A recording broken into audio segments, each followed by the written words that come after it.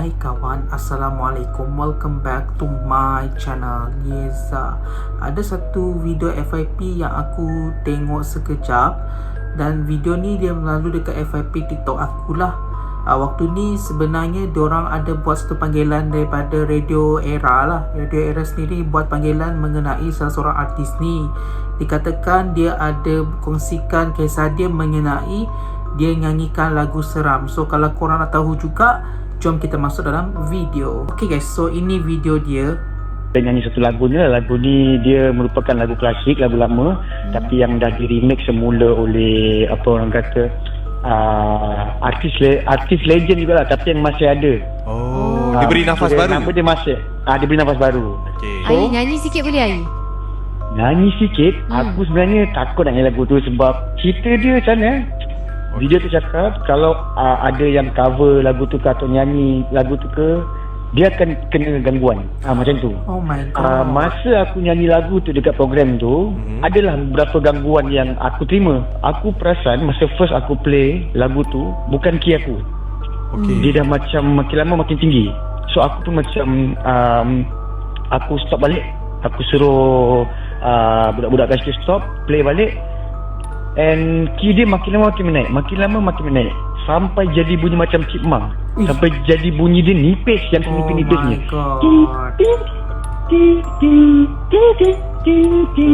Macam tu. Lah. Habis je daripada performance tu, konsert tu, aku balik rumah and aku lalu highway.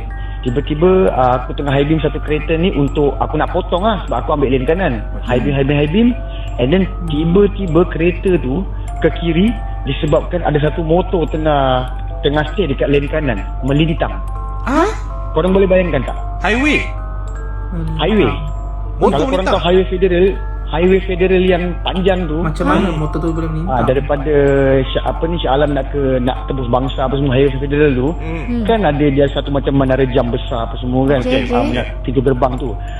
Area situ. Aku tengah laju ni, tiba-tiba aku high beam, kereta tu tiba-tiba ke kiri sebabkan nak elak motor yang tengah melintang dekat lane kanan. Memang ada kesan fender belakang motor tu dekat kereta aku hitam, tapi tak langgar. And kereta aku memang ke kiri ke kanan lah. Lepas tu aku tengok belakang, motor tu hilang. Aku rasa dalam pukul 3-4 pagi. Masa tu seorang lah.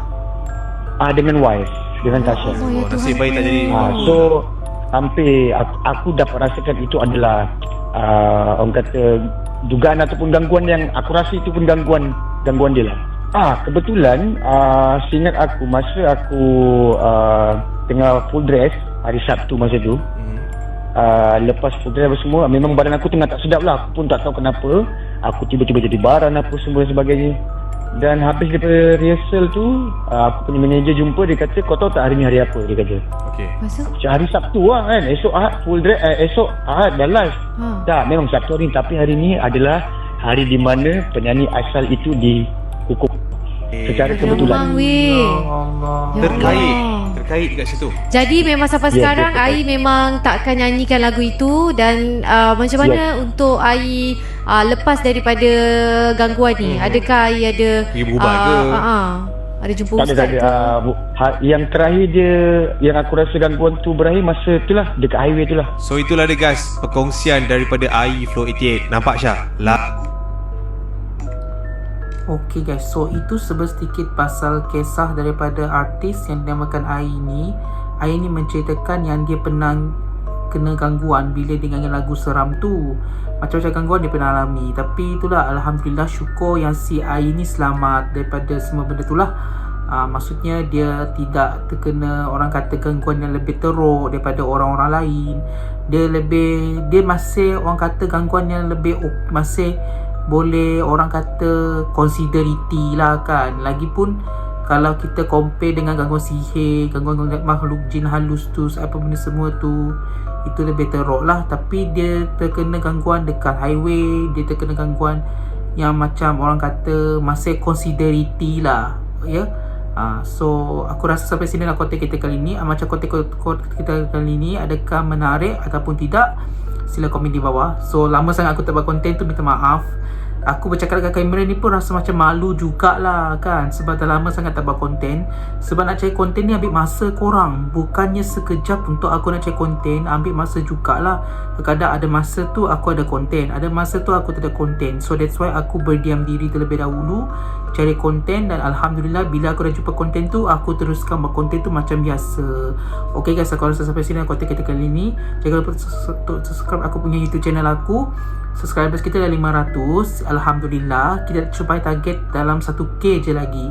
InsyaAllah dalam tahun ni kita capai target 1k subscribers. Okay guys, aku rasa sampai sini konten kita kali ni. Bye, Assalamualaikum. Bye.